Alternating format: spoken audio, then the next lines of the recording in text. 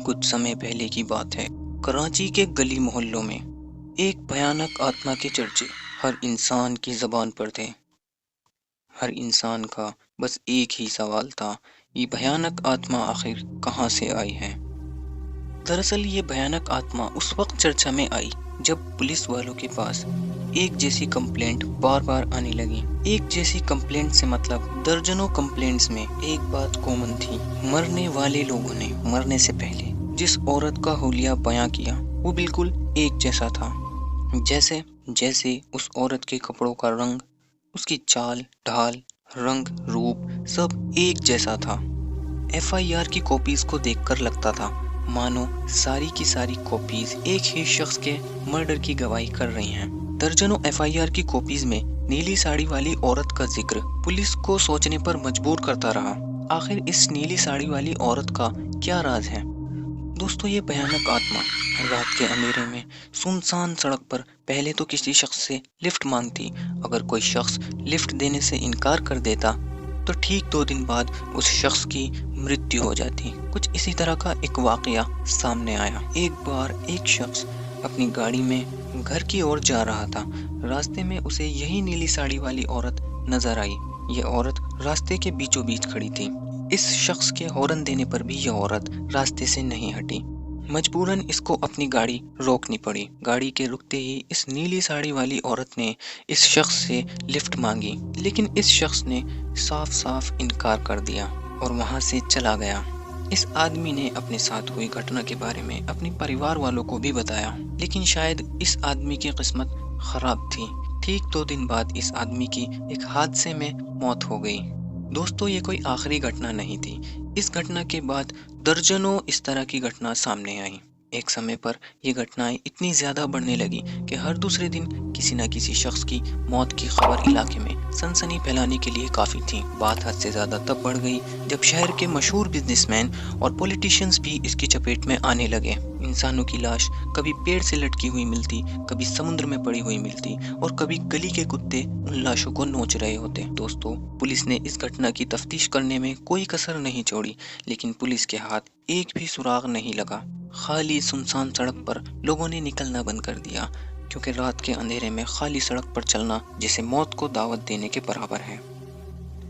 कई हफ्तों तक चली खोजबीन और कड़ी मशक्कत के बाद पुलिस ने एक शख्स को गिरफ्तार किया। ये शख्स कोई मामूली शख्स नहीं था। ये शख्स एक तांत्रिक था। ये दावा करता था कि वो लोगों को इस भयानक आत्मा से छुटकारा दिला सकता है, बस उन्हें उसके कहे गए रास्ते पर चलना होगा। और जो लोग इस तांत्रिक की बात मान लेते उन्हें वाकई कोई चोट नहीं पहुंचती। पुलिस ने इस तांत्रिक से इन घटनाओं के बारे में जानकारी इकट्ठा करनी शुरू की और इस तांत्रिक से पुलिस ने ये पूछा कि कैसे वो लोगों को इस भयानक आत्मा से छुटकारा दिला रहा है। जब तांत्रिक ने इन हो रही घटनाओं का खुलासा किया तो पुलिस वालों के तो होश ही उड़ गए। तांत्रिक ने पुलिस वालों को बताया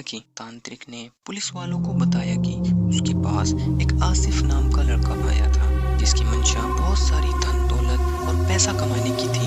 आसिफ ने उस तांत्रिक से कुछ ऐसी शक्तियां हासिल करने की इच्छा जाहिर की जिन शक्तियों के बल पर वो बहुत सारी धन दौलत और पैसा कमा सकता है। जब पुलिस ने आसिफ के जादू टोने के बारे में विस्तार से जानने की कोशिश की तो तांत्रिक ने पुलिस वालों को बताया कि मैंने आसिफ से कहा कि अगर वो अपनी सारी ख्वाहिश पूरी करना चाहता है तो उसे एक 8 महीने की पहली बार प्रेग्नेंट हुई लड़की की ज़रूरत है। अगर वो उस लड़की को लाने में कामयाब हो जाता है तो उसकी सारी इच्छाएं पूरी हो जाएंगी। पहले तो आसिफ तांत्रिक की इस डिमांड पर थोड़ा सा उदास हो जाता है, लेकिन फिर अचानक से उसके चेहरे पर मुस्कुराहट आ जाती है।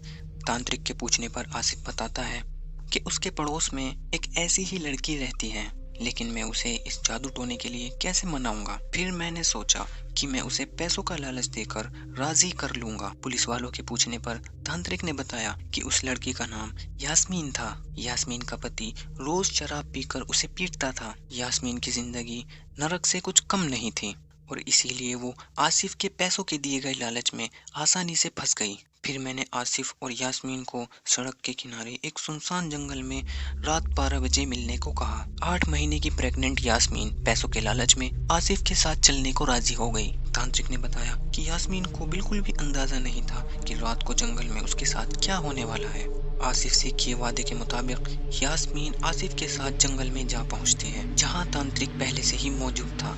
तांत्रिक ने एक छोटी सी आग जला रखी थी। 12 बजे शुरू हुआ ये जादू टोना रात 2 बजे तक चलता रहा। यास्मीन को ये सब देखकर घबराहट महसूस होने लगी, लेकिन फिर भी उसने जैसे तैसे अपने आप को संभाला और पैसों के लालच में वहां आसिफ के साथ रुकी रही। तांत्रिक ने बताया कि मैंने आसिफ से कहा कि इस लड़की को पेड़ के साथ बांध दिया जाए और इसका मुंह इस तरह से बंद कर दिया जाए कि ये चूं की आवाज भी ना कर सके। और इसके बाद तांत्रिक ने जो खुलासा किया, उसे सुनने के बाद तो आपके भी रोंगटे खड़े हो जाएंगे। थोड़ी देर बाद तांत्रिक उठ खड़ा होता है और जाकर यास्मीन का पेट चीर देता है और यास्मीन का पेट चीरकर उसके अंदर से बच्चा बाहर निकाल लेता है। और इस तरह आसिफ और तांत्रिक मिलकर उस बच्चे की बलि दे देते हैं। तांत्रिक के अनुसार ये आत्मा यास्मीन की है, जो लोगों की जान के पीछे पड़ी है।